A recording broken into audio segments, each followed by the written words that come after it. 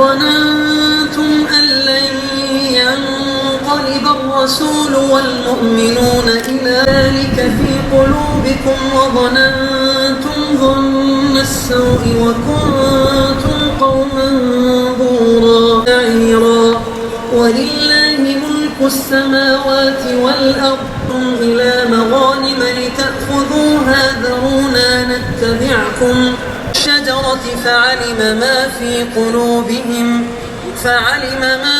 قلوبهم فآمنين ويهديكم صراطا مستقيما.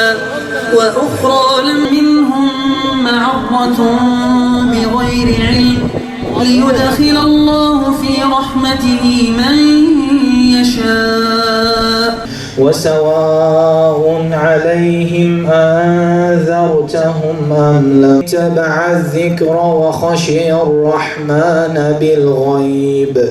واضرب لهم مثلا أصحاب قالوا ما أنتم إلا بشر مثلنا وما أنزل الرحمن من شيء يعلم إنا إليكم لمرسلون وما علينا يسعى. قال يا قوم اتبعوا المرسلين.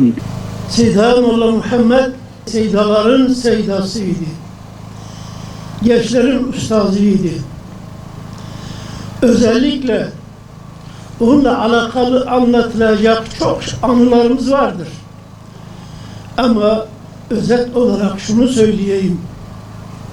O Diyarbakır gençliğinin mimarisiydi. Özellikle cami eksenli çalışmanın mimarıydı. Aramızda böyle tanıdığım çok simalar vardır ki o zamanın böyle camide gencecik yavrularıydı. Ama şimdi o bahçe yetişti. Elhamdülillah meşgul neva buldu.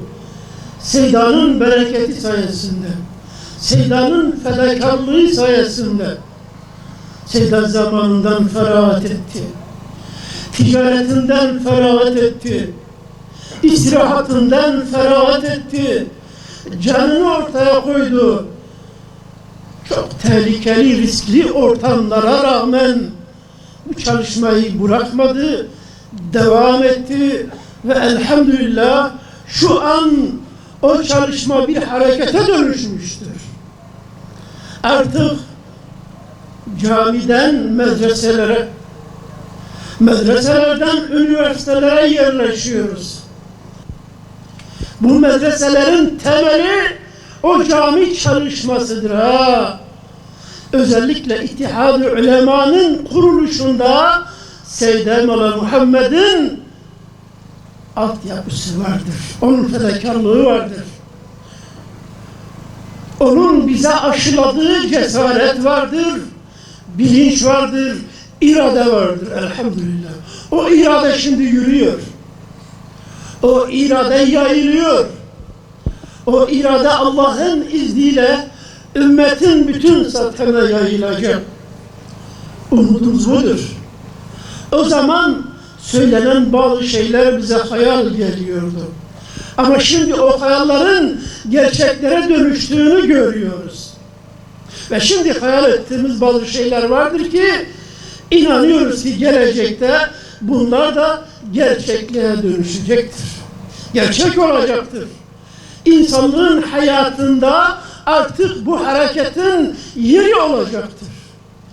İnsanlık yeni bir hareketle tanıştı ve tanışacak Allah'ın izniyle. Ülkenin her tarafına yayıldı, ülkelere yayıldı, Allah'ın izniyle yeryüzüne yayılacaktır. Duamız budur, umudumuz budur. Mevla bizi bu yoldan geri bırakmasın. Seyyid-i Muhammed'in bıraktığı o güzel mirası devam edenlerden eylesin. Vefalı olanlardan eylesin. Fedakarlığa, cefaya katlanabilen bir gençliğin meydana çıkmasına vesile olsun. Evet, Seyyid-i Muhammed zaman zaman aile baskısına maruz kaldı. Zaman zaman dostların baskısına maruz kaldı. Zaman zaman ticaretin baskısı altında kaldı. İnsanlar ona hayrandı. Gençler ona hayrandı. Gençler onu seviyordu. O da gençleri seviyordu. O gençlerin içindeydi. Önünden gitmiyordu. Öne verip de arkadan da durmuyordu. Ortalarında ve yanlarındaydı. Öyle bir ders öğretti gençliğe. Bize öyle bir ders öğretti. Allah mekanını cennet eylesin. Kabrini pür nur eylesin. Mirasını devam ettirsin. Ve bizi o mirasa sahip çıkanlardan eylesin. Mevla Muhammed Sudanları çoğaltsın. Büyük bir kervana dönüşmeyi nasip ve müyesser. Bizleri onlara hakim eylesin. Onları etsin ve bu ümmeti serfiraz eylesin. Amin. Velhamdülillahi Rabbil alemin.